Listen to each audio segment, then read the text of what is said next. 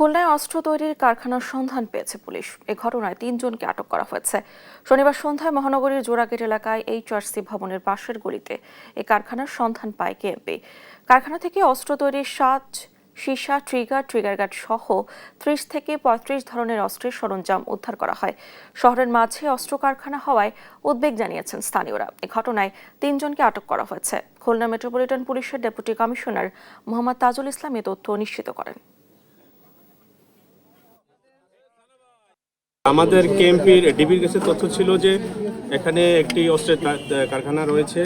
সেই তথ্যের ভিত্তিতেই আজকে ডিবি টিম এখানে অভিযান করেছে। এখানে বিভিন্ন অস্ত্রের বিভিন্ন যন্ত্রাংশ উদ্ধার করা হয়েছে এবং যে যন্ত্রাংশগুলো যে ছাঁচের মধ্যে তৈরি করা হয় সেই ছাঁচগুলো আমরা উদ্ধার করেছি এবং যেখানে ফিনিশিং দেওয়া হয় সেখানেও আমরা অভিযান চলছে। আপনারা পরবর্তীতে আমাদের আরও কিছু অস্ত্র হয়তো উদ্ধার হবে। আমাদের ডিবি টিম সেখানে কাজ করছে।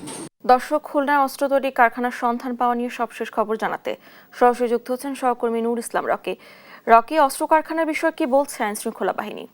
ডানা, খুলনা মহানগরীর যে জোড়াগেট মোড় আছে, এই মোড়ের এইচআরসি ভবনের পাশের একটি গলি থেকে কিন্তু আজ সন্ধ্যায় অবৈধ অস্ত্র কারখানার সন্ধান পেয়েছে মহানগর গোয়েন্দা পুলিশ এবং তারা যে অভিযান করেছে এই অভিযানের সময় কিন্তু 30 থেকে 35টি যে অবৈধ অস্ত্রের যে কাঁচা সরঞ্জাম সেটা কিন্তু তারা উদ্ধার করেছে এবং পাশাপাশি এই সময় 3 জনকে আটক করেছে নগর গোয়েন্দা পুলিশ। এবং আমরা যেটা জানতে পেরেছি এই 3 জনের ভিতর একজনের বাসা কিন্তু ঈশ্বরদী।